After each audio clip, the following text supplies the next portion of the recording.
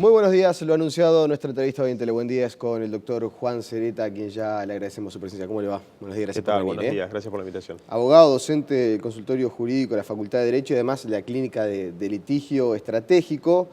Está de alguna manera con un tema muy sensible para la población. Vamos a orientar primero a quien no conoce en particular lo que ustedes están advirtiendo, alertando acerca de lo que está incluido dentro del presupuesto nacional y démosle un contexto acerca de la situación con la que se encuentran. Bueno, nosotros desde hace unos años hemos advertido un problema que se está dando con el acceso a algunos medicamentos de alto costo. Recordemos a la gente que tenemos una canasta básica de medicamentos que tienen que brindar los entes prestadores de salud, pero después tenemos algunos medicamentos cuyo costo es más alto, que en principio nuestro sistema prevé que sean financiados por el Fondo Nacional de Recursos. Eso se hace a través de un listado que se denomina Formulario Terapéutico de Medicamentos, FTM, donde se van incluyendo los medicamentos de alto costo que son financiados por el Fondo Nacional de Recursos. Desde hace unos años empezó a dilatarse la inclusión de medicamentos en ese formulario, es decir, siguen apareciendo nuevos medicamentos con eficacia comprobada y con seguridad comprobada, sin embargo, el fondo, o mejor dicho, el ministerio, demora en incluirlos en ese formulario. A través del tiempo, no solo que se empezó a demorar la inclusión de medicamentos, sino que en febrero del 2015 tuvimos una resolución del Ministerio, cuando ya se hacía insostenible no pronunciarse, donde específicamente dice que no se incluyen por razones económicas. Todo eso generó en este tiempo, por lo menos del año 2008 hasta ahora, una serie de acciones judiciales, o sea, los pacientes que consideraban que necesitaban un medicamento porque su médico se lo recomendaba, porque en muchos casos, en el caso de los oncológicos, la propia cátedra de oncología los recomendaba, el programa de lucha contra el cáncer los recomendaba, y no se los daba el sistema de salud, iniciaban un juicio a través de un proceso de amparo ante los tribunales, y en general se ha dado una tendencia cada vez de mayores condenas al Estado. Hoy por hoy podemos decir que es casi unánime la condena de primera instancia al Estado por estos medicamentos. Entonces nos encontramos con esa ordenanza del Ministerio que se pronuncia diciendo no los incluyo por razones económicas, por razones de costo-beneficio o de sustentabilidad del sistema. Eso ya generó un nuevo obstáculo para la gente, pero se salvó rápidamente por los tribunales porque empezaron a considerar que ante la contradicción entre un artículo de la Constitución, como es el 44, inciso 2, que obliga a suministrarle atención médica y medicamentos a la población, tanto a los indigentes como a los que no cuentan con recursos económicos suficientes, rápidamente los jueces empezaron a aplicar el 44 en lugar de esa ordenanza emanada en el último día o en los últimos días de la gestión de la ministra Muñiz. Pero ahora la situación se torna más grave porque nos encontramos con que en el presupuesto se incluyen 3 artículos, el 425, 438 y 439, que exoneran al Estado de tener que brindar medicamentos si no están en el listado que el propio Estado elabora. Es decir, aquellos medicamentos que no estén incluidos en esa lista que elabora el propio Ministerio de Salud Pública, el gobierno se da el derecho, vamos a decir, de decir no se puede ni siquiera reclamar que se incluya. O sea, no se puede reclamar que se preste el servicio y se consiga el medicamento, ni siquiera por la vía judicial, si es que no están incluidos. Hoy por hoy teníamos la vía judicial, o sea, el Poder Judicial era una garantía porque cuando un juez, asesorado por peritos y con la declaración de un médico tratante, entendía que el medicamento era efectivo, era seguro y correspondía dárselo, un juez podía fallar y estaba fallando, condenando al Estado.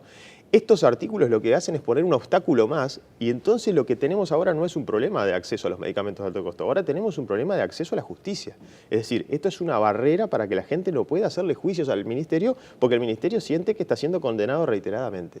Eso para nosotros, desde la Clínica de Litigio Estratégico y del consultorio, es una preocupación muy grande porque afectar el acceso a la justicia de los ciudadanos es vulnerar un derecho humano fundamental. Ahora, ¿es constitucional esto? ¿Es posible? Bueno, todos los especialistas que se han manifestado hasta el momento han dicho todos, a consenso absoluto, en que son notoriamente inconstitucionales. Pero ¿qué pasa?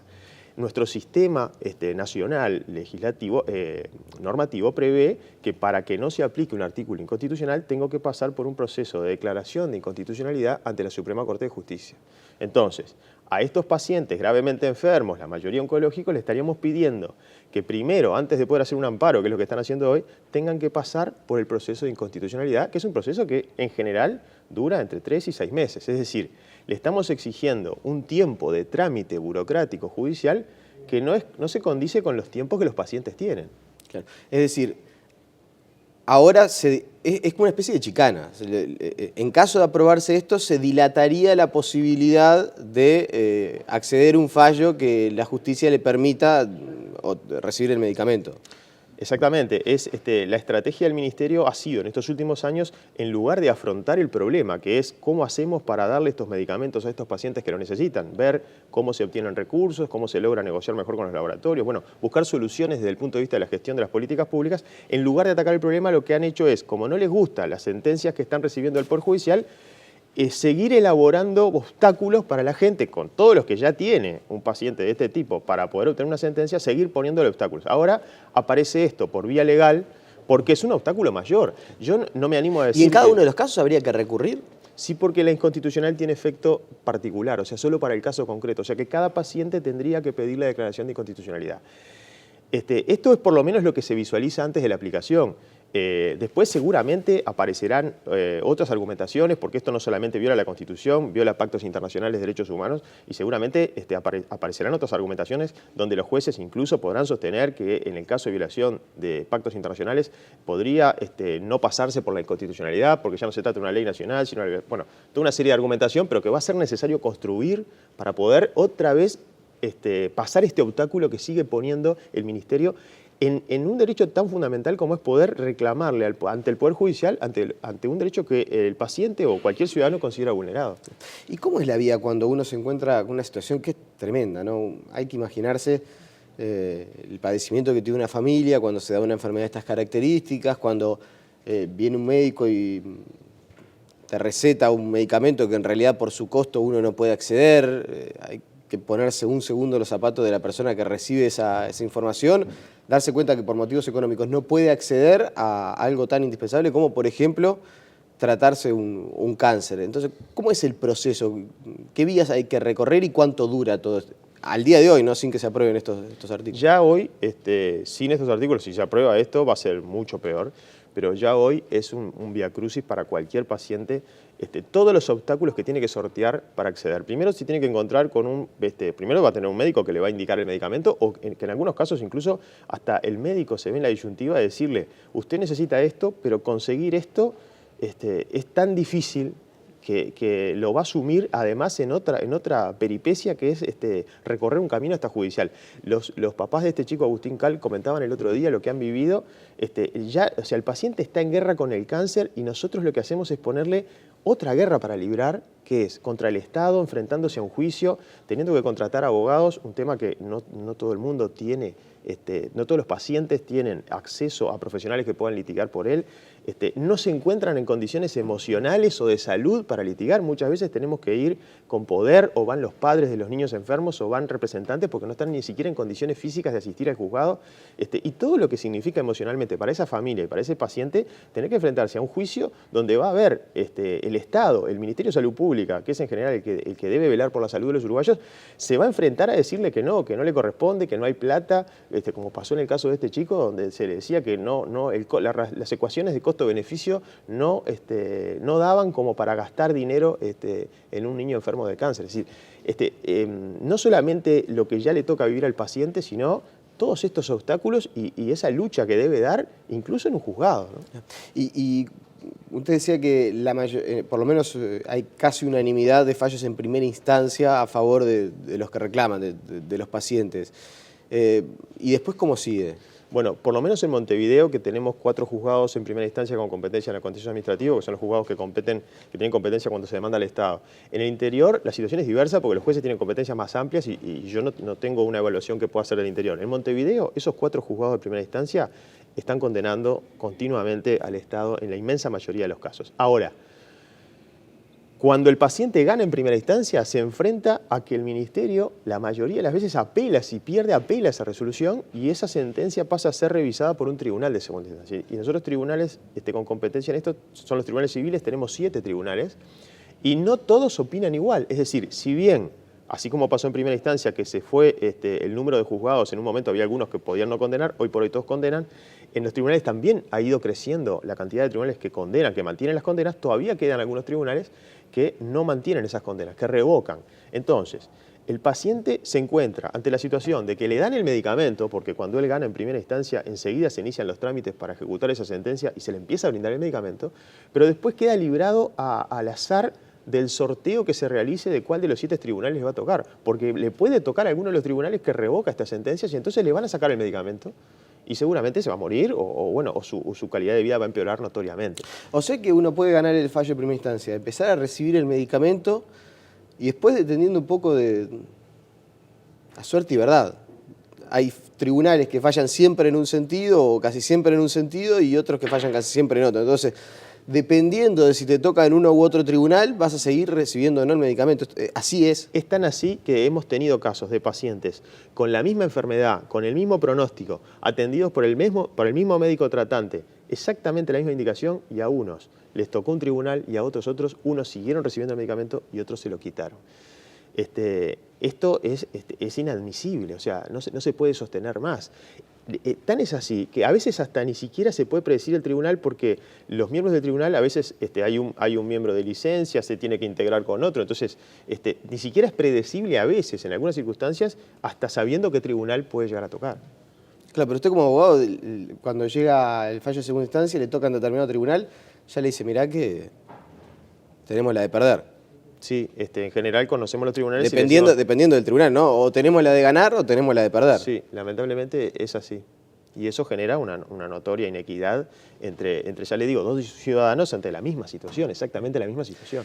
Ahora, yo lo conversaba también con el diputado Martín Lema del Partido Nacional, este asunto hace algún tiempo, y el Ministerio lo que dice, lo que muchas veces argumenta es que hay medicamentos que son demasiado caros,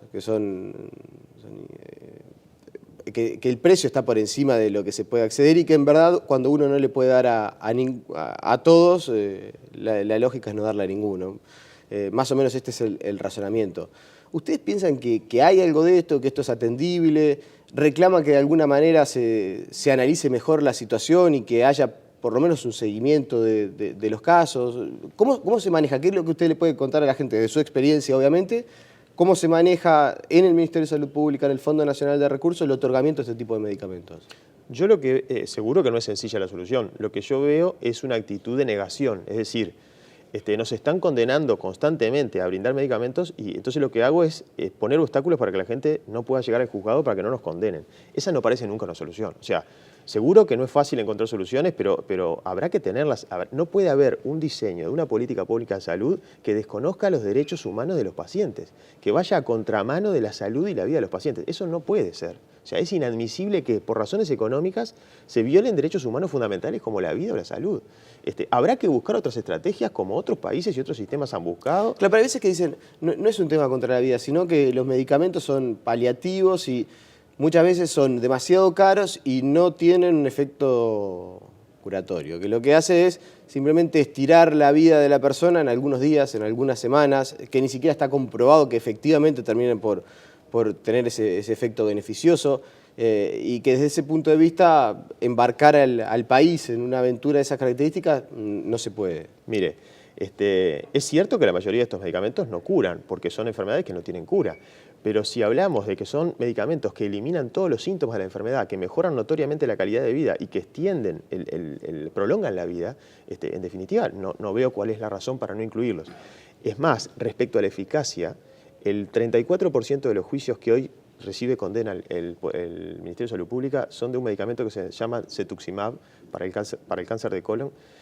Y en respecto a ese medicamento fue incluido por la FDA en Estados Unidos en el 2004 y por la EMA en Europa en el 2004. En el 2009, la Cátedra de Oncología del Uruguay lo recomienda. O sea que todos los oncólogos del Uruguay, cuando se encuentran ante un paciente que tiene esa patología con determinadas características, pues solo sirve para determinadas características, lo recomiendan desde el 2009.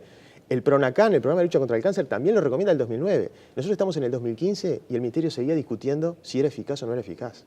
O sea, no estamos hablando de medicamentos que no son eficaces. Nosotros no pretendemos que se incluyan medicamentos que no son eficaces o que no son seguros. Estamos hablando de medicamentos seguros y eficaces. Los que no son eficaces y no son seguros no deberán incluirse. Acá es un problema económico. Entonces, cuando hablamos de salud y cuando hablamos de prolongar la calidad de la vida de la gente, hacemos todas unas ecuaciones de costo-beneficio y de sustentabilidad del sistema. A mí me gustaría saber si el resto de los gastos del Estado también pasan por ese control de costo-beneficio. Y respecto a a cuánto prolongan la vida o no. Tuvimos un caso paradigmático en cuanto a un medicamento denominado adalimumab hace 2 años, que era para tratar a pacientes reumáticos jóvenes, niños o jóvenes, en general pacientes de 15 a 20 años. Resulta que ese medicamento de probada eficacia para la artritis, para una artritis específica, se venía dando por ACE a 15 pacientes jóvenes. Resulta que aumentó el diagnóstico de estos pacientes y aparecieron 15 o 18 pacientes más. Como no era sustentable el sistema o no era sustentable económicamente, decidieron cortarle a los otros 15, o sea, solo se le daba a los primeros 15. Tuvimos que hacer procesos de amparo para que ese medicamento fuera incluido y pasaron años para que los demás pacientes, que cuando no recibían el medicamento, porque esto no los cura, pero les saca todos los síntomas, debían permanecer postrados en una cama, muchachos de 20 años. Entonces, lo que hay que preguntarse no es cuánto cuesta el medicamento, es cuánto perdemos como sociedad con estos muchachos que no producían nada porque no podían. Y además le teníamos que pagar, obviamente, una prestación de seguridad social. O sea, el tema es más complejo, no podemos hacer solamente las cuentas. Y en cuanto venimos pagando, yo ahora miraba en el 2014, se han pagado como 4 millones de dólares en condenas de medicamentos oncológicos, solo de oncológicos. El precio que paga el Estado cuando se lo condena es el precio de lista a los laboratorios. Cuando el medicamento se incluye en el formulario, el precio baja dramáticamente. Entonces, no es que nos estamos ahorrando, estamos gastando, pero estamos gastando mal, porque estamos gastando con algunos y con otros no. Que la gente lo entienda, cuando hay un fallo de la justicia en contra, es como ir a cualquier laboratorio y comprarlo directamente sin proceso de negociación, hay una obligación, uno va y paga lo que Paga vale. el precio de lista. Cuando se negocia previamente se puede conseguir un descuento por compra masiva, porque... La experiencia que existe hasta ahora en los que han sido incluidos, porque nosotros desde hace tiempo venimos peleando por algunos medicamentos que nos decían que no tenían eficacia, no era seguro, ¿verdad? Bueno, a la larga fueron incluidos, con lo cual teníamos razón en que eran seguros y eficaces. En esos medicamentos el precio bajó un 40% cuando fueron incluidos. Un 40%. Sí. ¿Y es verdad o no que los laboratorios tienen un trabajo para reclutar pacientes? A mí la verdad que eso me parece un disparate tan grande en el Uruguay, me parece un disparate absoluto. Lo digo desde el lugar que me toca, no puedo hablar de todas las experiencias. Nosotros atendemos en el consultorio a los pacientes que no tienen dinero para pagarle a un abogado o a veces que no tienen dinero para pagarle al perito, porque este juicio necesita un perito y al perito hay que pagarle los honorarios. Entonces, desde mi lugar, eso me parece un absoluto disparate. Nosotros recibimos gente que le pedimos que nos acredite los ingresos y nos trae recibos de sueldo para que sean atendidos al consultorio. La mayoría gana menos de 19.000 pesos. Es decir, nunca sentí que estuviera detrás, ni nunca nos contactó nadie, ni nadie nos pidió. No conozco esa situación. Y si alguien conoce una situación de esa, lo que tiene que hacer es denunciarlo. Directamente denunciarlo. Porque ha trascendido que, por lo menos hubo un seminario y una experta argentina que declaró en el sentido que los grandes laboratorios buscaban dentro de la población situaciones de estas características para que justamente vayan contra el Estado y de esa manera conseguir el rédito económico de vender los medicamentos, con esto de que hablamos del precio, ¿no? De un precio que muchas veces es incluso por encima de que se termina vendiendo. En Argentina no se podrá ser así, yo no desconozco la Argentina, la situación de Argentina, pero aunque eso fuera así, ¿qué queremos? ¿Cuál es el mensaje que queremos dar? ¿Que los jueces del Uruguay fallan porque hay un abogado que los engaña y les dice lo que el laboratorio quiere? Digo, detrás de esto hay, como le decía, en el caso de cetuximab, está la cátedra de oncología, está el programa de lucha contra el cáncer, está un perito que declara un expediente. Todos esos señores fueron engañados por los laboratorios. ¿Y conoce usted de situaciones de manejos discrecionales o sospechosos de medicamentos? Hago referencia a lo que salió publicado en el día de ayer en el semanario Búsqueda, en el sentido que al hijo del ex senador Alberto Cid del Frente Amplio se le seguía otorgando un medicamento, incluso con una disposición de la justicia en contra, que fallaba en contra, y bueno, el Ministerio decidió seguirle otorgando el medicamento. ¿Conoce usted de manejo discrecional este tipo de situaciones? Los conozco desde hace mucho tiempo. Nosotros incluso los primeros juicios que empezamos a ganar en los tribunales fueron fundándonos, porque encontramos casos donde discrecionalmente se le había dado a otro ciudadano. Incluso ACE tiene un formulario para hacer excepciones al FTM, o sea, para dar medicamentos fuera del formulario. Entonces, cuando empezamos a detectar casos, desde hace años, que se hacían excepciones y que a fulano se le daba el medicamento, empezamos a utilizar eso como argumento, porque es una violación al principio de igualdad de rango constitucional. Y ahí los tribunales están todos de acuerdo, ¿eh? Ahí ese es un derecho que es prácticamente indiscutible en el Uruguay. El principio de igualdad debe ser respetado. Entonces, no es solo este caso último. Ha habido casos anteriores de excepciones. Que es así. Y nosotros a partir de eso hemos hecho otras peticiones de otros pacientes que están en la misma situación que este paciente. Yo me alegro por este paciente porque él tiene derecho a que se le dé el medicamento. Y yo me alegro en el alma que se lo den y que le esté haciendo bien. Pero me duele que haya otros pacientes que atendemos en el consultorio, que tienen otra condición económica, otra condición social, y que están en la misma situación, que ganaron en primera instancia, perdieron en segunda porque les tocó un tribunal que revoca y no están recibiendo el medicamento. Nosotros hemos pedido formalmente, hemos hecho peticiones ahora al Ministerio de Salud Pública para que a estos pacientes se les siga dando. Es justo decir que en administraciones anteriores, por lo menos me consta que mientras fue ministra María Julia Muñoz y también Olesker, cuando el Ministerio en segunda instancia perdía, si uno demostraba que el medicamento estaba siendo eficaz en el paciente concreto, se habían admitido seguir dando, no se le quitaba. Eso desde la administración Venegas se cambió y hoy por hoy se sigue manteniendo que si el ministerio gana, salvo que se trate de alguna persona que tenga una consideración especial, como pasó en este caso, el medicamento se le corta. Juan Sereta, le agradecemos su presencia esta mañana aquí en No, Telemadrid. el agradecido soy yo, muchas gracias. La pausa y seguimos con mucha más información.